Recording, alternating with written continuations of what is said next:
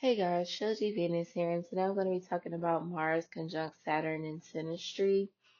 So this is one of those placements that I don't necessarily like to see in a Synastry chart, but it's not all doom and gloom, of course. But the Mars person is usually going to feel extremely stifled and restricted by the Saturn person. Saturn naturally is an energy that we kind of repress and do not like to embrace until like over time. And I feel like that's the same, in a relationship as well. It's kind of like the energy that you are in the beginning of the relationship versus, the energy that you're in as the relationship progresses. So it's kind of like the Mars person will want to take action towards the Saturn person or, just in general want to embrace their Mars energy. And there's always going to be some type of restriction that the Saturn person will put on them. So they'll feel like they can't fully be in the energy that they want to be in. So Mars is kind of like a kid. You think about a kid, and the kid's like, oh, well, can I go to the park? And Saturn's like, no. And they're like, well, can I go to the movies? And Saturn's like, no. You can sit in the room and you can study or you can read a book. And now, of course, Mars is, sad and depressed because they don't want to do that, but they feel like Saturn is their parent, and Saturn feels justified because they feel like, you know, they're doing what's best for the Mars person. But eventually, what happens is the Mars person will feel the need to rebel against the Saturn person, only because they'll feel like the restrictions that the Saturn person puts on them is very unreasonable, even though the Saturn person will feel like they mean well, sometimes the Saturn person can feel the need to flex their authority. It's kind of like your parent, when you ask your parent, like, oh, well, why do I have to do this? And they're like, because I said so. That's kind of the Saturn energy.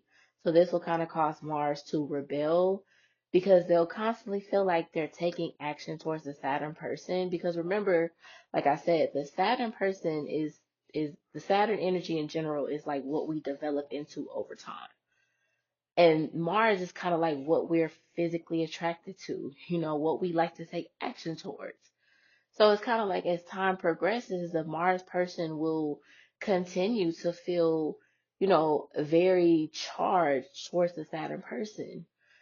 And the Saturn person will constantly put restrictions on them and not allow them to fully be in their Mars energy. Now, of course, as a Saturn person develops, within the relationship and within themselves, then of course they can loosen up, but there's always going to be that restriction.